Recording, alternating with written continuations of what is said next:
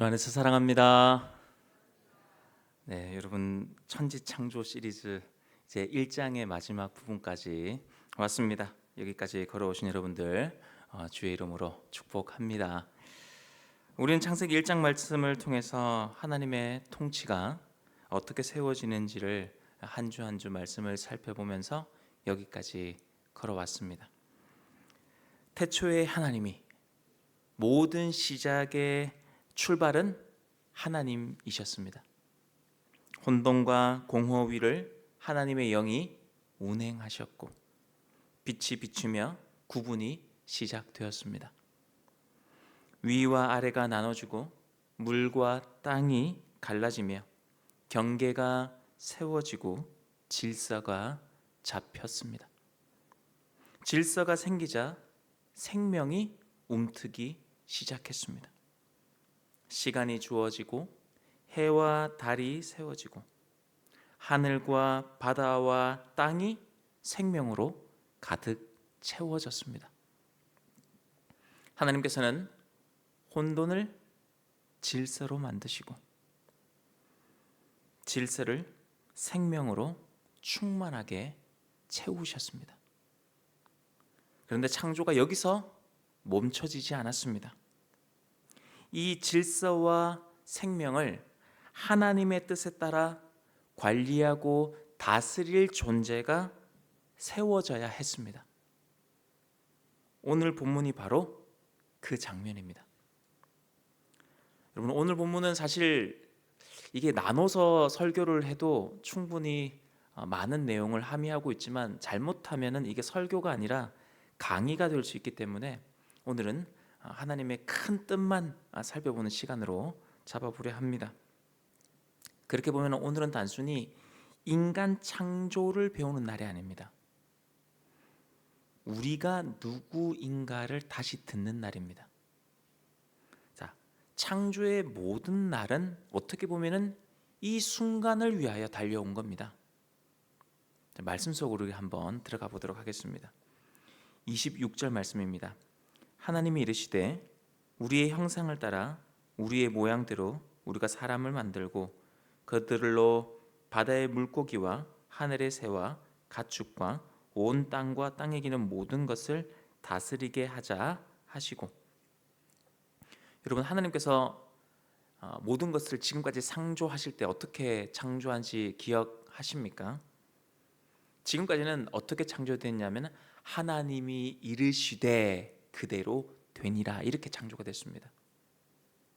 빛도 궁창도 땅도 모두 말씀으로 창조가 되었습니다. 성경은 창조가 하나님의 말씀을 통해 이루어졌다라고 증언을 합니다. 그리고 신약 성경 요한복음에 보면 이 부분이 잘 드러나는데, 이 말씀이 누구라고 이야기를 합니까? 그렇죠, 예수 그리스도다. 태초에 말씀이 계시니라 만물이 그로 말미암아 지은 바 되었다라고 말씀을 합니다. 그래서 창조를 정리를 하면 이렇게 됩니다. 성부 하나님의 계획하심, 그리고 성령의 운행하심, 그리고 말씀 되신 성자 하나님의 능력 안에서 이루어진 삼위 하나님의 사역이 무엇입니까? 창조 사역입니다. 이렇게 모든 것들이 지어져 왔고 이제 정점을 향해 달려간다 말씀을 드렸습니다. 그런데 인간을 지을 때, 사람을 지으실 때는 조금 분위기가 달라집니다. 여기서는 하나님이 뭐라고 하십니까?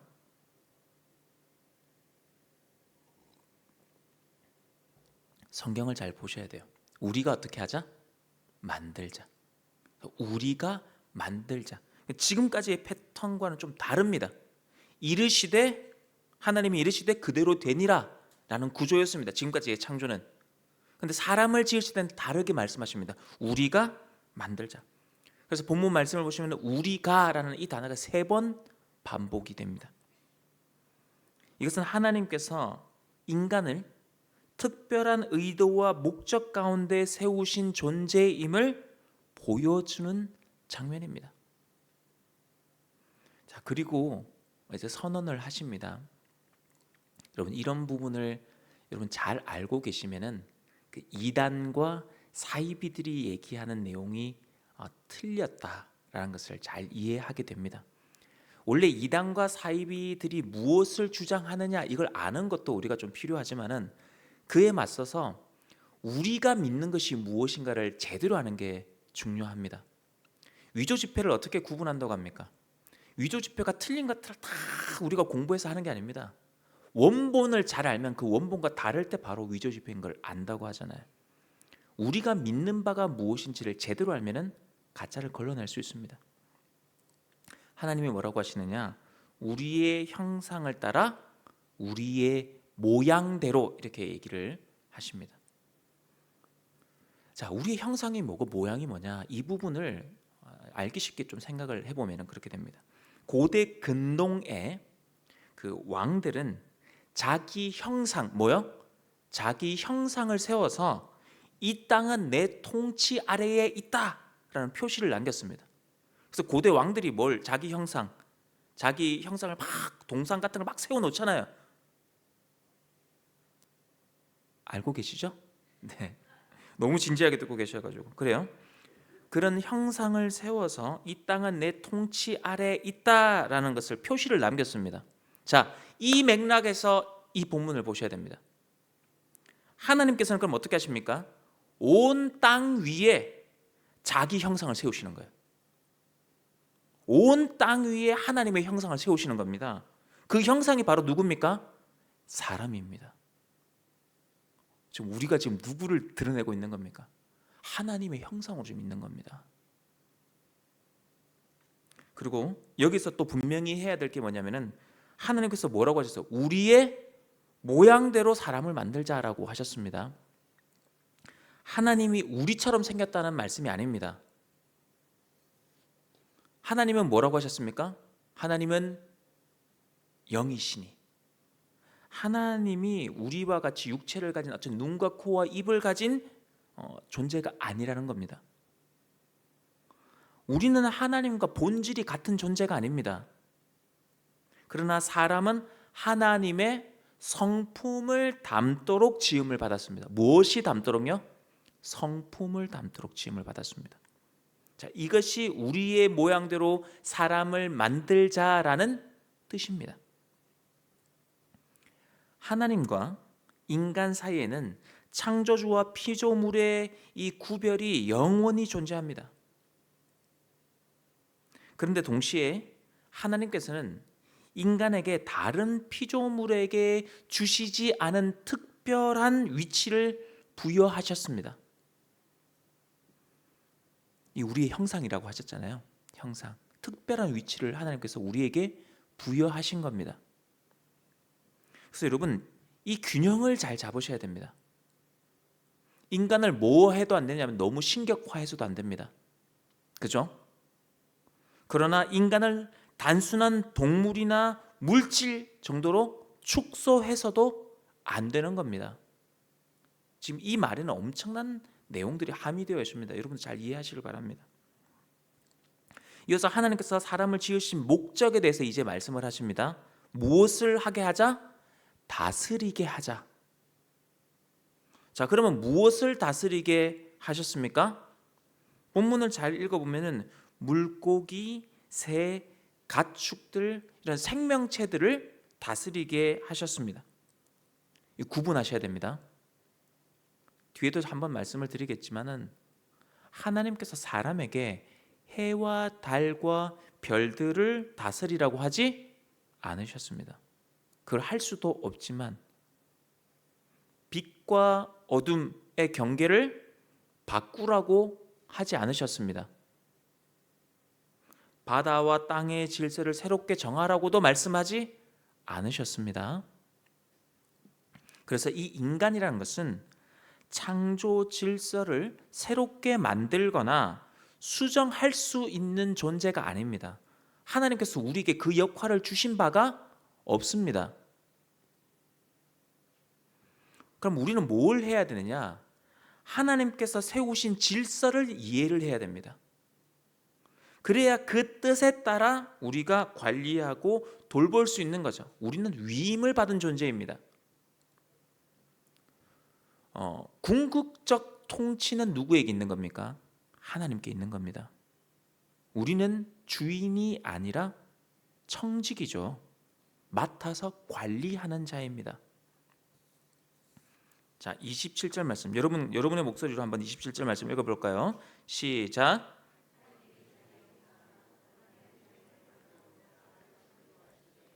남자와 여자를 창조하시고.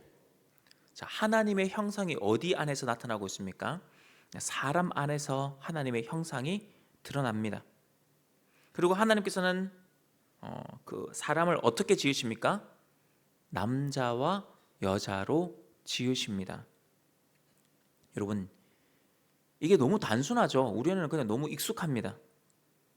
그러나 오늘날과 같이, 이 시대와 같이 하나님의 이 창조 질서를 무너뜨리려는 시대에는요, 이 말씀이 결코 단순하지 않은 말씀이 되는 겁니다. 성경은 남자와 여자라는 성별은 뭐라고 이야기를 하고 있느냐? 창조의 결과다라고 이야기를 합니다. 이걸 사람이 바꿀 수 있습니까? 없습니다. 이거 정확하게 아셔야 됩니다. 남자와 여자를 결정하는 기준은 사람에게 있지 않습니다. 여러분, 사회와 문화에 있는 것도 아닙니다. 오직 누구에게만 있는 겁니까? 하나님께만 있는 겁니다. 이게 창조 질서입니다. 이 단순한 걸 설명을 해야 된다는 게 너무 안타까운 거예요, 그냥. 제가 가끔 유튜브에 뭐 알고리즘이죠. 그런 거 해가서 뜨는 거 보면은 미국의 정치인이 묻습니다, 다른 사람한테. 남자가 아이를 낳을 수 있습니까? 답을 못 해요. 이게 무슨 질문이죠? 아니, 무슨 질문이기는 남자가 아기를 낳을 수 있냐고. 그 얘기를 가지고 막 답을 안 하고 싸우는 거 10분이 넘게. 그걸 보면서 왜 그러고 있냐. 애들도 아는 걸. 그걸 설명해야 된다는 게 더 안타까운 거예요. 여러분, 남자와 여자를 결정하는 기준은 사람에게 있지 않고 사회와 문화에 있지 않습니다. 하나님께 있죠. 내가 오늘은 여자가 되고 싶어. 내가 오늘은 남자가 되고 싶어. 내가 마음으로 정한다고 해서, 아니면 사회가 합의를 한다고 해서, 뭐 문화가 바뀐다고 해서 창조 질서가 바뀌는 게 아닙니다. 심지어 사람이 이 외과적인 수술을 통해서 몸의 구조를 바꾸었다 하더라도 남자도 아닌 여자도 아닌 애매한 성별 가운데 있다 하더라도 우리는 그 질서를 고칠 권한이 없습니다. 이거 정확해야 됩니다. 여자와 남자, 남자와 여자를 결정짓는 것은 하나님의 창조 질서 영역 안에 있는 겁니다. 그걸 넘어가라고 하지 않았잖아요. 우리는 하나님이 아닙니다. 우리는 청직이에요, 청직이. 그리고 여러분, 하나님의 형상, 남자에게만 주신 것도 아닙니다. 여자에게만 주신 것도 아닙니다. 남자와 여자에게 하나님의 형상을 주셨습니다. 자, 그러기에 남자와 여자 모두 어떤 존재입니까? 이 땅에 세워져 있는 하나님의 형상들이잖아요. 존귀한 존재들입니다. 그리고 하나님께서 남자와 여자를 통해서 왜 이 하나님의 형상을 하나면 될 텐데 왜 남자와 여자를 만드셔서 이 하나님의 형상을 이렇게 하셨을까? 남자와 여자를 통해 하나님의 형상이 더 어떻게 풍성하게 드러나도록 하신 겁니다. 여러분, 이게 우연이 아니에요. 이건 신학적으로 보면 되게 풍성한 내용을 담고 있는데, 여러분, 왜 사람을 남녀로 나눠 놓으신 이유 중에 하나가 뭐냐면 삼위 하나님 때문입니다. 삼위 하나님께서 성부, 성자, 성령으로 영원한 사랑과 교제 안에 계시기 때문에 인간도 그 관계 속에서 하나님의 형상을 드러내고 또 서로를 통해 뭐를 발견하게 만드시는 거예요? 하나님의 형상을 발견하게끔 만드시는 거예요. 교제하고 나눔하고 때로는 넘어지기도 하고 일으켜주기도 하고 실망하기도 하고, 그러나 또 기도해주고 격려하고 위로하면서 하나님의 형상을 내 안에서 내가 다 발견할 수 없기 때문에 타인을 통해서, 또 다른 타인들을 통해서 하나님의 형상을 발견해 가는 거죠. 여러분, 왜 나눔을 하라고 합니까? 왜 순모임을 하라고 합니까? 하나님의 형상의 풍성함을 보게끔 만드는 겁니다. 이 말씀을 보면서 나는 이렇게 은혜를 받았어요. 그런데 저 사람은 여기서 찔림을 받았어요. 또 누군가는 이 말씀을 이렇게까지도 볼 수 있어요. 그러면서 은혜를 받아요. 그걸 통해서 우리가 뭘 보는 겁니까? 하나님의 말씀에 이렇게 은혜도 받고 저렇게 찔림도 받고 하나님의 형상의 풍성함을 우리가 경험하는 겁니다. 그 안에서 어려움이 있단 말이에요. 갈등이 있단 말이에요. 그러나 그것을 통해 우리는 더 하나님을 드러낸 형상으로 빚어져 가는 겁니다. 그러기에 남자와 여자의 창조는 단순한 생물학적 구분이 아니라 하나님의 의도와 목적이 담겨 있는 창조 질서라는 겁니다. 그래서 여러분, 제가 그 메일도 진짜 많이 받았거든요. 예전 교회 이제 섬기던 교회 때부터 제가 이런 얘기를 하면은 꼭 동성애 얘기한다고, 꼭 목사님 그 문제 말고도 지금 세상에는 우리가 말해야 될 문제가 많이 있어요라고 그 사람들이 얘기를 엄청 많이 해요. 매일 스팸 처리한 사람들이 한두 사람이 아닙니다. 도대체 어떻게 알고 저한테 메일 보내는지 모르겠어요. 그런데요, 왜 그래요? 하나님의 창조 질서거든요. 나중에 신약 가면은 더 재밌어집니다. 그 부분이 무너지잖아요. 하나님 버려두세요. 이게 마지노선입니다. 하나님의 이 마지노선. 여러분, 우리가 이 하나님의 창조 질서를 붙들 때 우리의 가정이 건강하게 세워져 가는 겁니다. 그렇게 공동체가 세워지고 다스림의 방향이 바로 잡히게 됩니다. 자, 28절 말씀입니다. 하나님이 그들에게 복을 주시며 하나님이 그들에게 이르시되 생육하고 번성하여 땅에 충만하라. 땅을 정복하라. 바다의 물고기와 하늘의 새와 땅에 움직이는 모든 생물을 다스리라 하시니라. 자, 여기 먼저 눈에 들어오는 단어가 뭐냐면 복을 주시며, 복을 가장 먼저 주셨죠. 근데 이 복을 주시는 장면을 우리가 여기뿐만 아니라 앞에서도 분명히 살펴봤습니다. 다섯째 날에 물고기와 새들에게 뭘 주셨어요? 복을 주시며 생육하고 번성하라 하셨거든요. 여러분, 이거 잘 이해하셔야 됩니다. 생육하고 번성하는 것은 여러분 자연스러운 게 아니에요.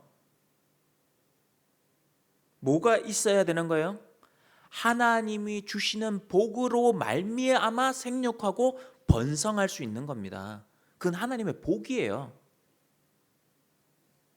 자, 하나님께서 인간에게 복을 주실 때 동일한 말씀을 주시는데 동일한 말씀 위에 하나를 더 하십니다. 정복하라, 다스리라. 자, 이 말씀의 순서를 잘 기억하셔야 됩니다. 복을 주셨습니다. 생육하고 번성하라고 하셨죠? 그리고요, 사명을 맡기시는 거예요. 지금 이 장면은 사명을 주시는 겁니다. 인간에게, 사람에게. 하나님께서 사람에게 복을 주신 이후에 가장 먼저 생육하고 번성하라고 말씀하셨습니다. 복을 주셔야, 복을 받아야 생육하고 번성하게 되는 겁니다. 자, 그런데 여러분 생각해 보십시오. 저는 오늘날 미디어, 이게 되게 많이 발달되어 있잖아요. 여러분들도 마찬가지일 거예요 아마. 저는 집에 TV가 없거든요. TV가 없습니다. 스마트폰도 웬만하면 안 보려고 노력을 합니다. 사람들 가만히 있으면 다 뭐합니까? 다 스마트폰 보죠. 요즘은 우리 권사님들 애들 셋, 넷씩 들고 다녀도 스마트폰 없이 잘 키웠지만 요즘은 그게 막 안 돼요. 하나만 있어도 안 돼요. 애들이 다 뭐 보고 있어요? 뭐 보고 있습니까? 다 이거 미디어 보고 있죠. 스마트폰 창 보고 있고. 저는 이게 되게 안 좋다고 생각합니다. 여러분, 오늘날 문화를 잘 생각하십시오. 지금 창조 질서의 흐름 안에서 지금 이걸 좀 보실 수 있어야 됩니다. 하나님이 복을 주시고 인간에게 말씀하신 게 생육하고 번성하라 했어요. 오늘날 미디어와 문화가, 사회가 재미있는 프로그램들, 연예인들 이런 애들 다 데리고 와서 뭐라고 합니까? 나 혼자 산다. 전 내용 몰라요. 제목만 알아요. 혼자 사는 게 좋다 뭐 이런 내용이겠죠. 아닐 수도 있습니다. 죄송합니다. 다 틀렸으면. 나는 솔로. 그게 뭐 솔로로 있겠다는 건지 아니면 내가 솔로니까 같이 잘해보자는데 나 이것까지는 잘 모르겠어요. 욜로족인가 뭐 정확하지 모르면 한 번뿐인 인생, 뭐 결혼을 해도 애기 놓지 말고 우리끼리 잘 살아보자 뭐 이런 것들. 여러분 이게 왜 문화가 돼요? 하나님을 거스르는 세상 권세가 그 문화를 잡고 우리의 자녀 세대에게 그것이 괜찮다는 식으로 속이는 겁니다. 마치 뱀이 하와에게 선악과 그거 먹어도 괜찮아. 아이고 하나님이 그거 너보고 뭐라고 안 할 거야. 그래 TV에 저도 상담을 이제 석사 박사 공부를 했지만 요즘 TV에 뭘 나옵니까? 계속 자녀를 낳는 게 부담스럽게 만들잖아요. TV 프로그램에서 뭐 금쪽이 괜찮은 자녀들 많습니다. 엄마 아빠 말 잘 듣고 그리고 애들이 문제를 일으켜야 애들이지. 안 그래요? 어른들 예배 드리는데 애들이 소리 지르고 뛰어다닌다고 야 뭐 조용히 안 해 막 그거 안 하면 애가 아픈 거예요. 애는 뛰어다녀야 되고 사고 치고 막 시끄럽게 굴고 그게 애입니다. 근데 그런 애들 중에 특별히 부모가 잘 못 키운 거잖아요. 그 중에 진짜 문제 있는 애들 데려와가지고 상담을 하니까 그걸 보고 있는 젊은 세대가 뭘 하겠어요? 아이고야 생육하고 번성하는 건 큰일 났다 이거 못한다. 막 사투리 나오는 것 같아요.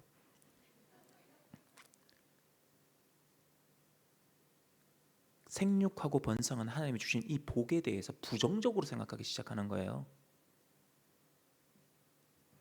자녀를 기르는 것을 계속 경제적인 어떤 그런 것들로 계산하게 만들죠. 애기 하나만 우리 더 놓을까? 라고 하면 뭐라고 합니까? 애 하나 키우는데 몇 억이야. 그런 얘기 하잖아요. 그러니까 옛날 분들이 확실히 저는 지혜롭다고 생각해요. 다 자기 먹을 복 타고난다. 주면 나라. 그 말이 맞다니까요.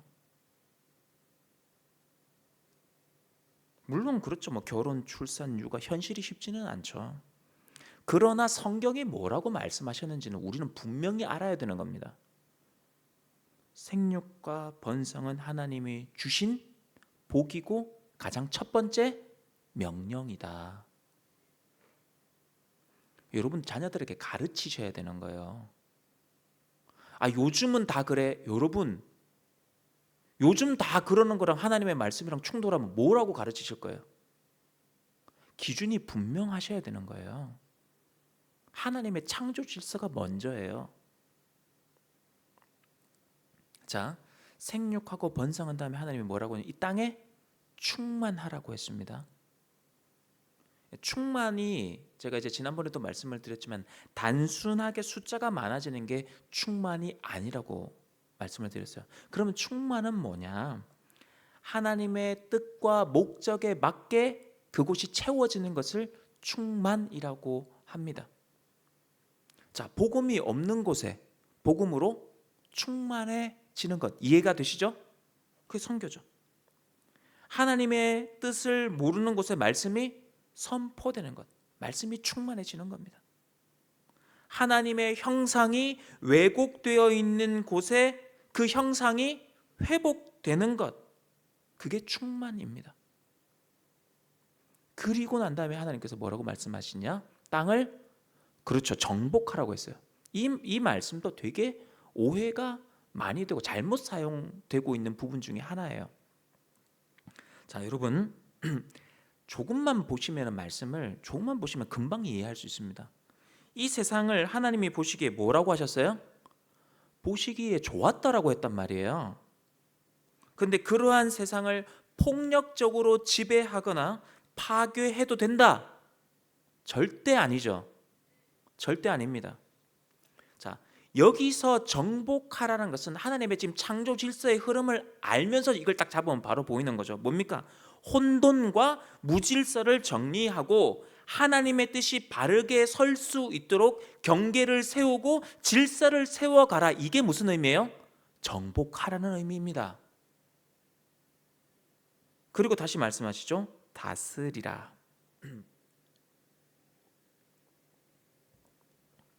다스린다는 말은 내가 주인이 되어서 마음대로 휘두르는 걸 의미하는 게 아닙니다. 성군이 백성을 돌아보듯, 목자가 양을 지키듯 하나님의 뜻을 따라 생명들이 생육하고 번성하여 충만해질 수 있도록 생명을 살리고 그 경계를 살리고 질서를 잡아가는 통치를 가르쳐서 다스린다라고 하는 겁니다. 우리도 가정을 어떻게 하셔야 돼요? 다스리는 것.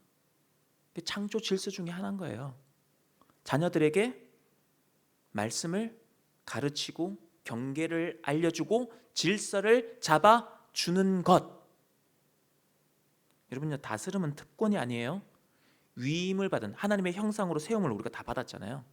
형상으로 세움받은 우리가 받은 책임입니다. 자, 여기서 우리는 이제 또 다시 한번 경계를 발견하게 됩니다. 하나님께서 인간에게 맡기신 영역이 본문에 보면 잘 정해져 있어요. 식물들도 있고 물고기, 새, 가축, 땅의 생물들, 여기까지입니다. 해, 달, 빛과 어둠의 경계 이런 거 없습니다. 하나님이 창조의 구조를 바꾸라고 우리에게 맡긴 바가 없습니다. 근데 오늘날 우리는 어떻습니까? 이 주제도 참 제가 많이 다루고 싶은데, 오늘날 우리는 기술과 과학을 통해서 하나님이 정하신 그 경계를 계속 뭐 하려고 해요? 시험하고 넘어서려고 하고 있습니다. 지금 우리는 AI, 제가 지금 보면 한 70대 중후반 넘어가시는 우리 권사님들은 진짜, 장로님들은 대단하신 분들이에요. 전쟁 때 그 우리나라 제일 못 살 때부터 지금 너무너무 잘 사는, 근데 문화가 너무 많이 바뀌었죠. 10년마다 막 강산이 바뀌었잖아요. 얼마나 많은 변화를 겪으면서 가고 계세요. 오늘날 우리는 AI 시대를 살아가고 있습니다. 과학과 기술이 예전에는 어땠습니까? 사람을 돕는 수준에 있었습니다. 그런데 어느 순간 돕는 수준을 넘어서서 이제 AI가 사람을 대신하려는 시대가 이제 되어가고 있죠. 여러분, 문제는 기술이 아닙니다. 하나님께서 세워두신 창조 질서와 그 경계를 어느 순간 사람이 잊어버릴 수 있다는 거예요. 하나님이 우리를 하나님의 형상으로 이 땅에 세우신 거잖아요. 하나님께서 맡기지 않은 자리까지 우리가 올라가려고 할 때, 그 경계를 넘어서려고 할 때에 그건 다스림이 아니라 교만이 되는 겁니다. 교만은 패망의 선봉이에요.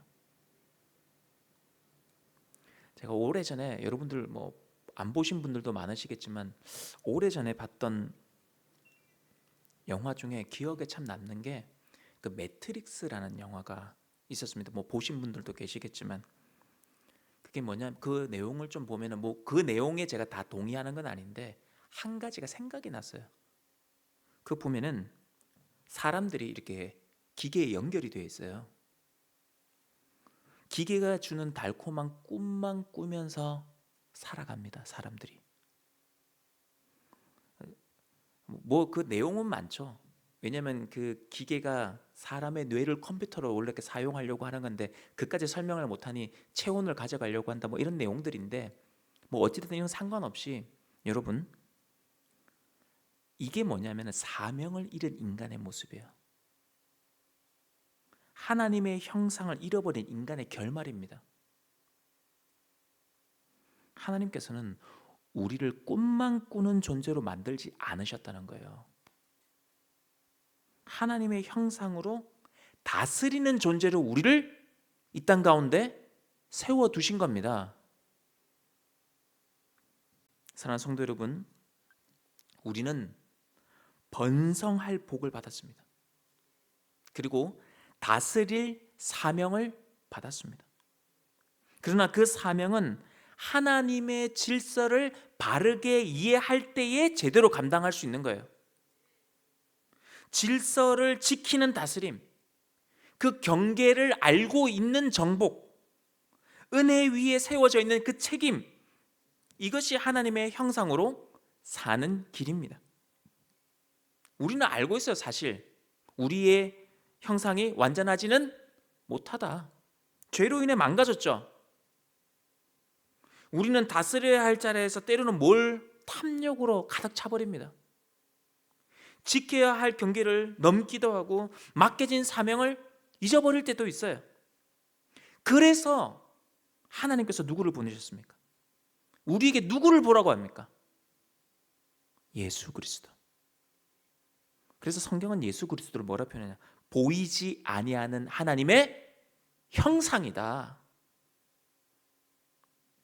우리가 잃어버린 그 형상을 완전하게 드러내신 분, 참된 다스림이 무엇인지를 보여주시고 십자가로 완전하게 보여주신 분이 바로 예수 그리스도이시다.